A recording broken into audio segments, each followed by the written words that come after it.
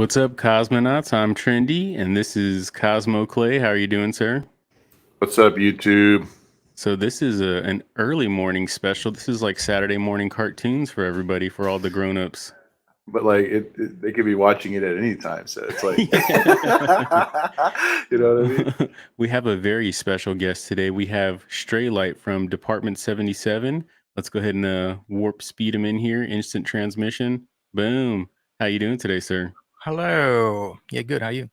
Pretty good. Like basically, just to kind of give like a preface, like I saw this project through Operation or Operator Social Lounge, and they had partnered with y'all. Y'all kind of jumped in the Discord a little bit, and it kind of made me like curious because the art is pretty cool. Like I like the way the characters look, so I was like, let me find out a little bit more.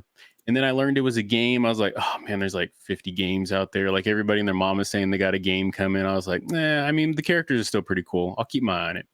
And I saw y'all were the gumball on Stash, which y'all were the very first gumball on Stash.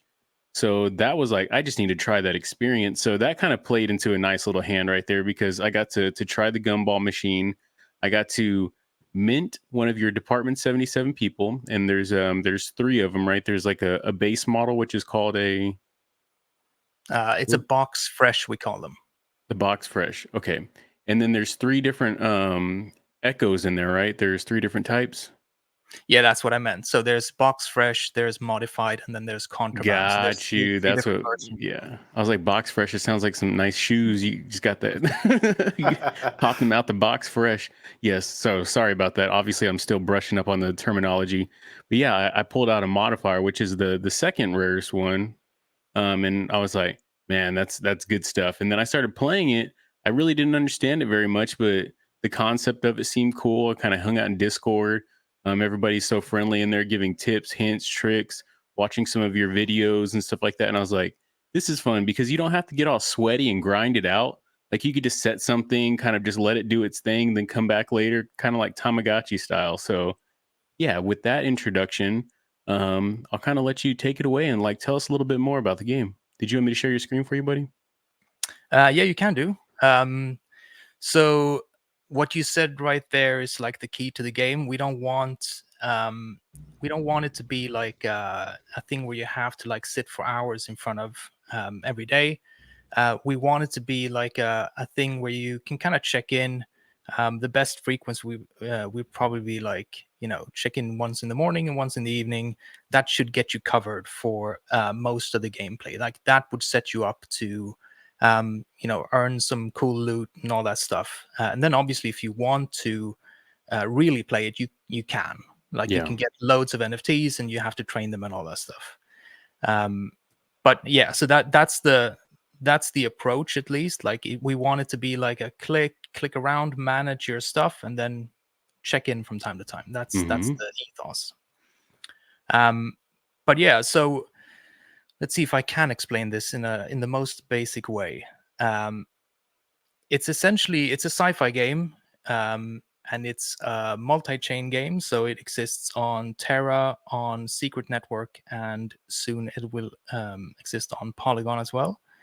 Uh, and the absolute basics is that you have these bounty hunter NFTs, and you send them on missions. And by doing that, you can gain kind of loot, which can be anything from tokens to other NFTs. That's the absolute basic gameplay. Mm-hmm. Um, but obviously, it's super complicated once you start looking around. Yeah, Um, no, for sure. And the cool thing about it as well is you talked about the one or two times a day thing. It's like this can almost become part of your like your degen time where you're collecting some of your rewards and stuff like that. You just pop into here, you send them on a mission, you train them, whatever it be. Like it just becomes kind of part of that gaming kind of routine that we already have with crypto. So that's why I really enjoyed it. Like I could do a couple things on it, forget about it for a day, come back. It's not a big deal, and more than likely it's finishing up a mission just in time, training, get to open up a loot box or whatever we call them on here. And yeah, it's fun. And I'm kind of itching to get another character, but I want to learn more from you. yeah. Well, let's let's drill down into it and see where we go. So if you click into one of your, well, first of all, you have to get them. So Mm-hmm. there are 3 different models. There's Deus, there's Mono, and there's Echo. Those are the 3 current models, and there will be more in the future, but these are the current 3.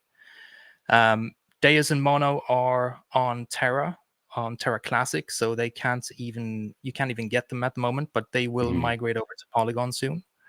And Echo is the current one that we have on Secret Network. And so Echo is the only one you can kind of get hold of right now. But yeah, so if we click into them, you get the little kind of profile thing. Let's start here. Basically, you have attributes, just normal game attributes like their skills and traits, condition, classic gaming stuff. You also have the cosmetics, the rarity of them, and stuff like that for the PFPs. Mm-hmm. The first thing you would probably do is to train. So we have a bunch of training programs set up that you can train your droid in different skills, and you can kind of pick whichever one you want. Some of them are like specific to the model. So this one is specific to Echoes, and no other droids can train this one. So that's the training part. You just pick one. What happens is you train a bunch of modules. You can't really see it right here because it's busy doing stuff, but it has, like, most of the training programs have 24 training modules, and each module usually takes 1 hour longer than the previous module you trained. So, module 1 takes 1 hour, module 2 takes 2 hours, and so on. Right. So the further you go into a program, the longer it takes to actually train it up. This is like time-based training based on kind of EVE Online and stuff, like games like that, where you kind of time is like you can't like buy your way into a better droid. You have to spend time. That's Right. the ethos. So training gives you skills. You then have tuning, which is your droid's hardware settings. And in here you can kind of overclock. You can overclock your droids. You can set the CPU. You can tweak around with these kind of sliders, and they will impact. It's funny, like with that, I'm sorry to interrupt you. Like I was like playing with that for like an hour, just like trying to fine tune it. And that's just because I also like to like tweak on my CPU or my actual computer. So like playing with that was fun, trying to get that A++ rating and stuff like that. It was neat to see what it did, tweaking all the different things. Yeah. So like on the other screen, it's kind of on the first screen, Go that's ahead. where you can like upgrade your NFT. So like you mint the character, and then on that screen, the previous one where you were like training them, and it was adding like +1 strategy or um, mechanical reliability. That's kind of like minting your NFT and then upgrading it. Yeah. Like upgrading its Yeah, for stats by waiting time. Yeah. So it's Oh, okay, that's awesome. it doesn't write to the blockchain at the moment because we're still in alpha, but it will. So it will write the skill upgrades to the blockchain eventually. Oh, that's really yeah, that's really cool. So And then with that, like if you want go to ahead, like Clay. Go ahead, if Clay. you want to transfer it, like does it stay there or it doesn't? Yeah. Oh, okay. Well, it Awesome. doesn't at the moment, but it will. So once Yeah. we're out of alpha stage and we write to the blockchain, then the whole idea is that you can train up like a droid. You can train it up really well, and then you can sell it or you can trade Dope. it for whatever. Yeah. Yeah. That's cool. Yeah, that is But cool. I didn't know that. and then I guess explain a little bit more about this part. So I understand the last part, but this part where you're tuning it, what is this kind of like modifying when you do that? Yeah. So the reason why we have tuning is because if you find the right setting, you have different presets up here. But if you find the right setting, you actually get a training time modifier. So if you get the best performance grade over here, and you train, your training time actually goes down. And this is true for other parts as well. So for missions, for example, there's a special mission for Echo that if you have this slider all the way up, that mission is way shorter. So the tuning is kind of like you can set your droid's hardware settings for the thing it's doing next, like the best possible performance for the task. That's awesome. So I that's like that. that's the tuning part. And that kind of leads us into missions, which is obviously the main point of all this. Like, you train and you tune in order to do missions, or perform better in missions. So the missions there are a few different ones. There are bounty missions and there are broker missions. The bounty missions are open to everyone. Right now, there's only assassination missions. But what you essentially do is anyone can join this mission. You click into it. You can kind of see what the reward is. You have a leaderboard. And what happens is you can join this mission. If I had any droids, they would be listed down here. If you do join with a droid, what happens is it's based on dice rolls, and each mission has like a number of tasks. So it has 4 different tasks, this mission. And in each task, you need 2 successful. Well, in this task, you need 2 successful dice rolls.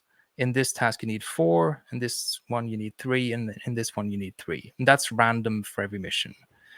So what happens is we calculate your droid's skills and equipment and all that stuff. We calculate it and we figure out what the required dice roll is from 100-sided dice. And then we roll 100-sided dice. So if for this droid, it needed 15, it rolled a 9. So that's good. It got 1 successful roll in here. Once it gets 2 out of 2, it moves on to the next task. And the next task has like different requirements. So, and it just continues like that.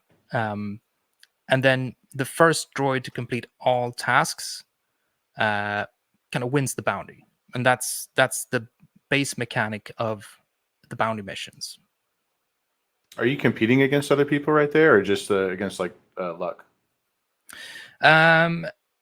You're competing against others in the sense of whoever gets the most, whoever gets the required dice rolls first wins the bounty. Yeah. Okay. But you're essentially competing against the dice. That's essentially what you do. Yeah, but that's cool. I like that. You have a little bit of competitiveness there, but it's all luck based. But I like it still. It's luck based on the skills you have, basically. So the more skills you have, the higher. Yeah. Because you're saying that, the better equipment you have, the higher that number is, and the more likely you are to get a successful roll and move on to the next task. That's pretty cool. Yeah. And the balance here has been, like, we're still tweaking it, obviously, but the balance should always be that even if you have like a crappy droid, there should always be a chance for you to win a bounty. Gotcha. Yeah. And then every dice roll you do, if it's unsuccessful, you take a hit on the mission morale. So you can see here, this is the timeline of the morale of this droid. So it has gone down. It went 4 unsuccessful dice rolls in a row, and then it had a successful one, shot up again. Yeah. And what happens is if they spiral, let's see if I can find one that has spiraled. Do they commit suicide? No, but it just gets harder and harder. So like this one's spiraling.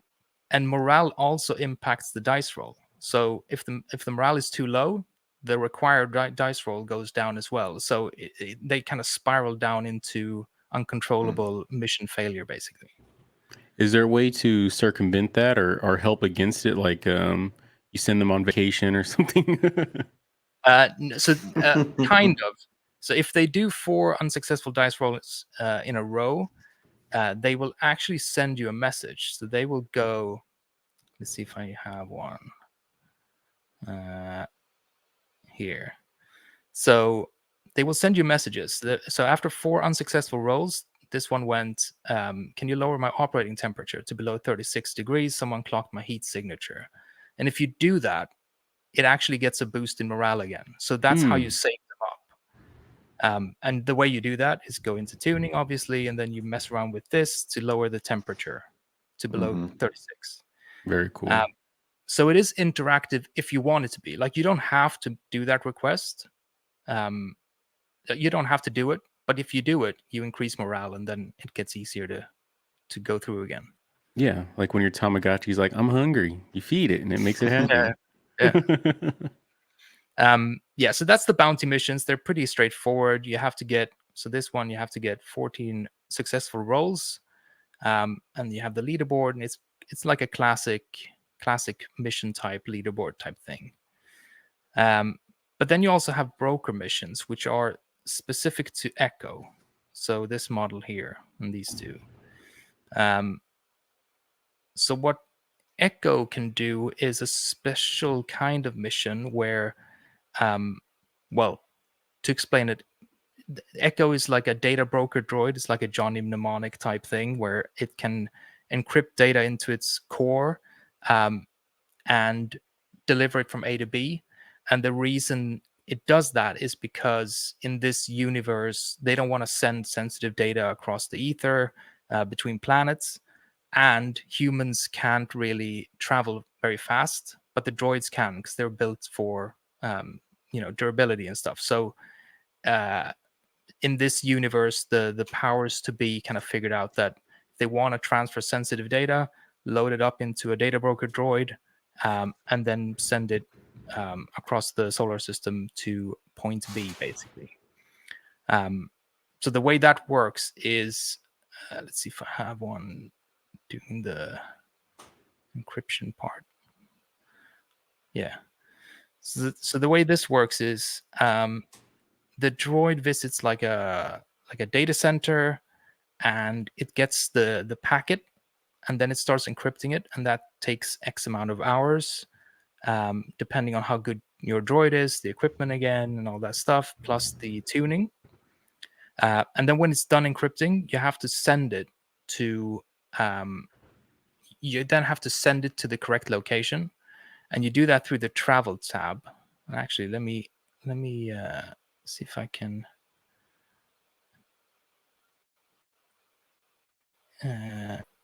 This one is traveling. So this one went, I'm finished encrypting. Please send me to the correct location. And you do that through travel tab. You can't do it now because it's already traveling.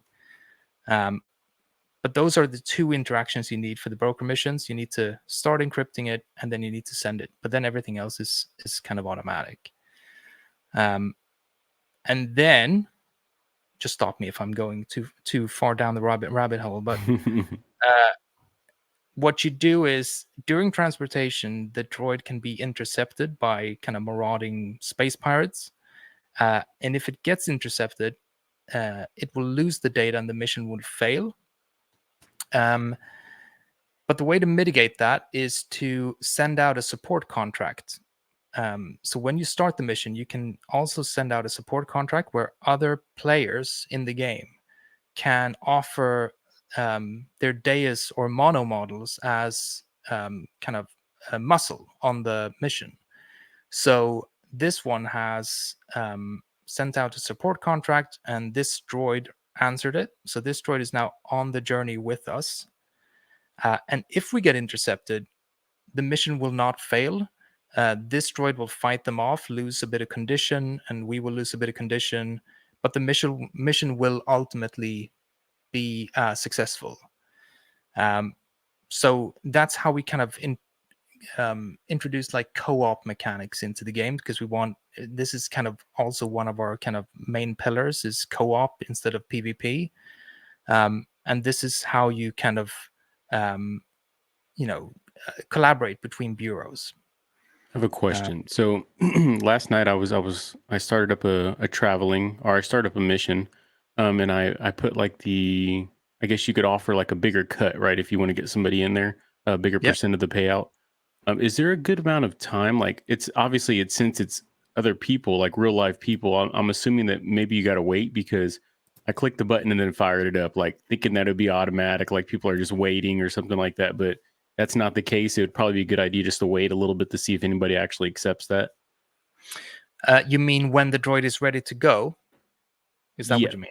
Well, whenever it was when you select how much you're willing to split for support, and like I All put it right. on like the 33% or whatever B, and then I went ahead and started, and then I noticed there was nobody with me. So maybe I did the process too quickly. No. So what happens is when you actually start a broker mission and you select the percentage cut for the support, a contract is created and it's just sent out to the public channel basically in the game. And then you don't need a support droid until you're ready to travel. So the encryption part you can do by yourself, and then that's the time you have for someone to pick up the contract. Gotcha. And then when it's ready to travel, you can still just hold off. If you don't have a support droid yet, you can just wait. You can go into Discord and say, hey, can anyone kind of accept this contract? And you don't have to travel until someone accepts the contract. That's why this step is manual as well. That's why it's not just automatic all the way through. Gotcha. Is there a certain amount of time when it falls off? Like you're waiting for somebody, it's taken like a couple days for somebody to accept your contract or to accept support. Um, will it like go away or fall off, or you lose the contract, or you lose that broker mission? No. So once you've encrypted the data, the droid is now loaded with that data, and you can just wait forever if you want. But there is a cancel button. Yeah. So before you travel, you can always cancel it. Once you start traveling, there's no cancellation because it'll resolve itself kind of automatically over time anyway. So Right. yeah. Cool. Yeah. Yeah.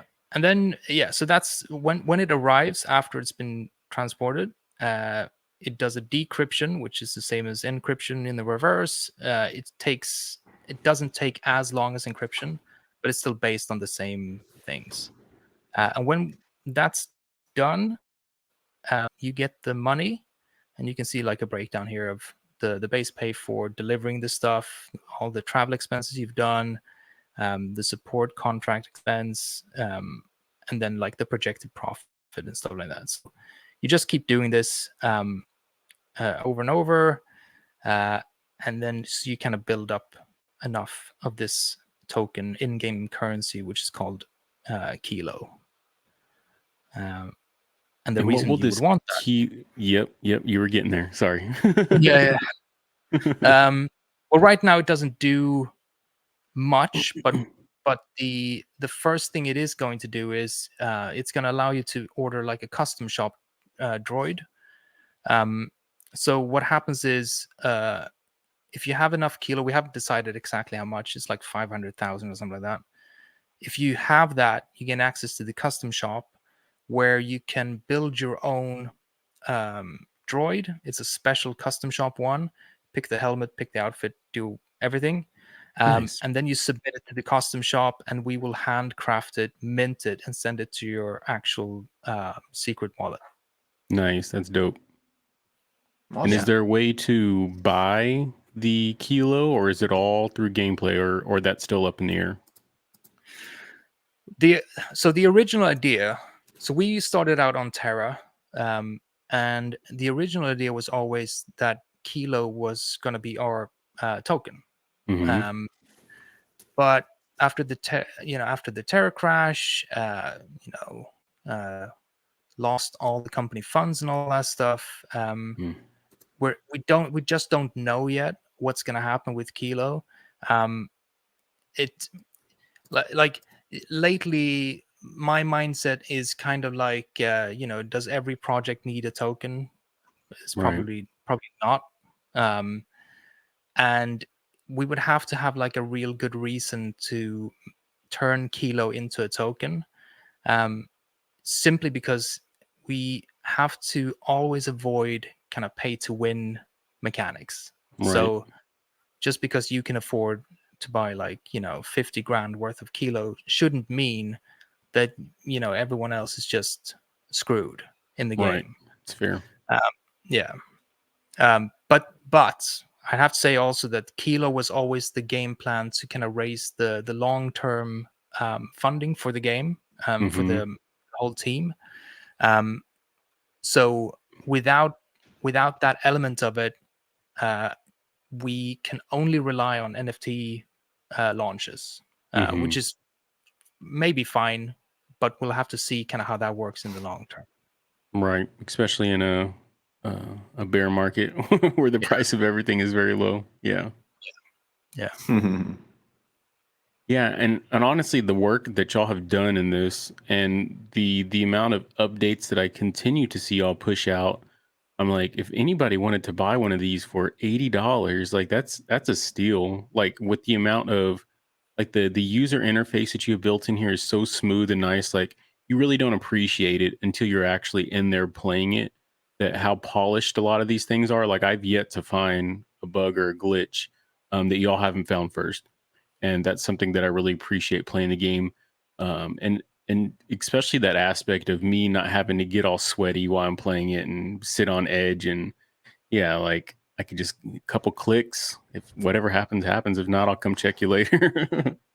Yeah, it's one of those where like you're not actually playing those characters you see there on the screen. It's more of like we've always played around with the joke that it's like a middle management simulator. You're Yep. just like, you as the player, you're playing like the guy or girl holding together this bureau in some crappy kind of backwater location.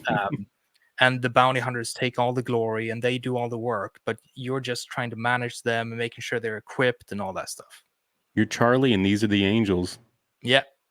Yeah, I used to play a game like this, and I like that you've paid attention to the play to win aspect, because I remember on that one, like when you were traveling and things like that, you could spend money to like shorten that time, and then that caused like people to attack people while they were like traveling to those planets and stuff, and like trying to get those resources there.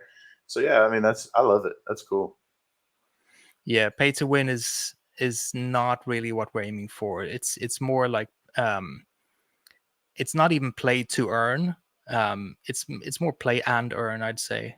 But yeah, so fairness is like a huge deal. That's why, for example, all our bounty hunters have been part of this kind of gumball machine type thing where it costs the same for everyone, doesn't matter.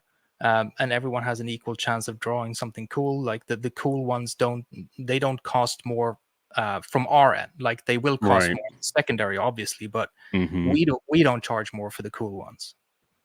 I like the art too. Like if y'all would have put up some shitty PFPs, like this would have had trouble getting some traction. Like that was the first thing that drew my attention. Like especially like your Deuce, I believe it was called, or is that what they're called? Days, yeah, Deus. days. I'm sorry.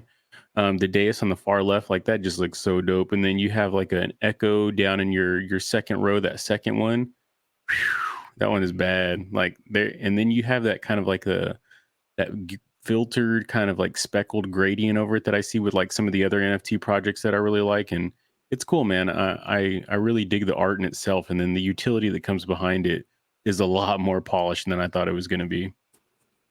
Yeah, it's the artwork is like, I'm really proud of the artwork. It's very it is grainy intentionally. Like we want it to Hmm. be like filmic. It should look like I mean, they don't look uh lifelike, but that's not the point. Like they're droids, so they should look a little off, you know. Right. That's the point. But yeah, I love the kind of graininess and the imperfections and stuff like that. That's kind of my vibe. The noise, I think that's what it's called, right? It's called like noise, like when you have Photoshop and you start dragging that noise slider, you start to get those speckles and graininess everywhere. Yeah, yeah. You have any questions so far, Clay? I mean, I don't know how much deeper we pretty much touched the surface. I probably might ask some really Yeah, I mean, fine tuning questions. you basically mint the NFT on one of the three chains, right? And then you like train it to get your stats up so that like you have a better roll on the missions. And then can I like that you can also fine tune it to like make it more efficient. So that's really cool. And then the whole like decrypting data and sending it, um, encrypting it back, things like that. That's cool. I like that. So yeah, I mean that's awesome. Where do you go to like mint a character? So you can do that on Stash at the moment. stash.io. It's with 2 H's. Stash. Stash. Yeah, we talked about that. Yeah. And that's where the gumball machine for Echo is. And there's loads of, so we've sold 110, I think, out of 333. So there's loads of them left, and there's loads of modified and contraband versions left as well. So the split, like the chances of getting a cool one is still the same as it was in the beginning. And also too what is the perk to getting one that's either to modified or I forget again what the best one is called, but it's just basically like they have a little head start. So they're not trained from the start, but what they do have is cooler looks, obviously, but they also have higher skills, like higher base skills. So the box fresh, the base models are randomized between 1 and 5, and the modifieds are randomized between 5 and 10 instead. But this makes a bigger difference than it seems.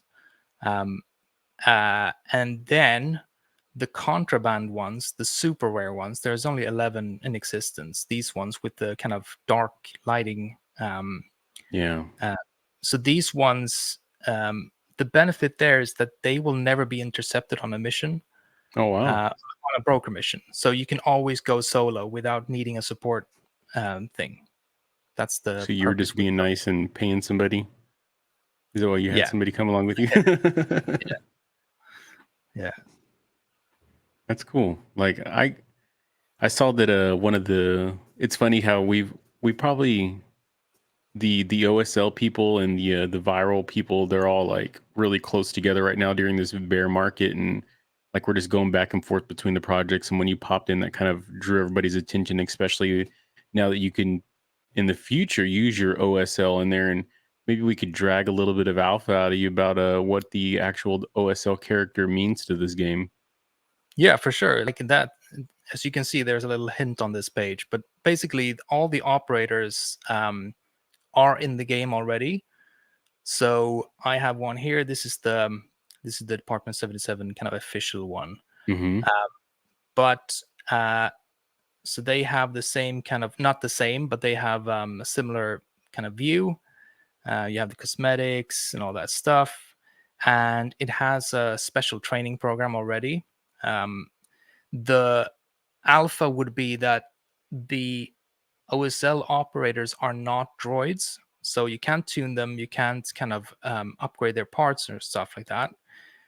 They're humans, which means they will have like special missions in the game, and what that mission is hasn't been decided yet, because we are going to go to the OSL community and discuss options so that the community helps out in kind of determining what role the OSL operators will have in the game. But it will be based on like propping up the economy in the game. So, for example, like this hasn't been decided, but this is one of my ideas. Would be that the OSL operators, they are like data hackers or informants for your bureau, so you can kind of send them out to kind of check out the lay of the land, and then they come back with information that you can then send to your droids in the field, stuff like that. Like we want them to be very interoperable with each other and like have a very specific purpose. So it's stuff like that, but we're going to decide with the community what that's going to look like exactly. So did you know that OSL on their last drop they released a droid? Yeah, I saw that. Yeah. That one's gonna have some special stuff. But I guess go ahead, brother. No, I was just going to say, I don't think those are going to be, I think only the operators will be in the game. That's what we've discussed so far, at least, but that might change in the future. Gotcha. So my question would be like for somebody who's trying to get the most out of their we'll use Echo, for example, trying to get their most out of the Echo, because I think that's the only one you can fine tune. So like you have different things you're doing, whether it be training, like is there the best modes for training? Is there best, like I don't think you could tweak it while you're encrypting, or like in the middle of encrypting to transportation. I don't think there's any tweaking abilities. But like what are the best for running missions, for encrypting, and for like training? Like what are you trying to gauge? And I guess also too, like what does each of those sliders really affect on the grand scheme of the way that the Echo is functioning? Yeah, so right now there's only two functions for the sliders. The first is to improve the training modifier down here, to make training faster.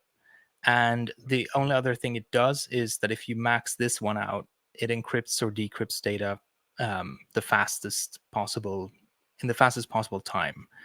But what's going to happen soon is that these sliders will have best settings for different things. So on assassination missions, for example, you might want like this preset. Mm-hmm. But on data broker missions, you might want another preset like this Right. one. And then training should be that you max everything, and that's the fastest training, but that will impact your condition. So where is it? Here. So the condition will kind of go up and down. I wonder if this one actually works. Let me show you some more alpha if this works. Hey. Yeah, this is super alpha. But essentially, your condition goes down when you train, when you do anything, and if your sliders are too high and your droid is running too hot, then the condition Mm-hmm. will go down faster. And once it does, you need to repair it, and you repair it by yeah, it depends on where you are. This is super alpha, so it hasn't been fully decided yet. But Right. this slider goes down, and if you're up here in the grand section, you only need like a skin repair. It's only a visual thing. If it goes down to moderate, you need a skin repair and a fluid change. And if it goes down to repairs needed, you need these two plus 2 droid parts.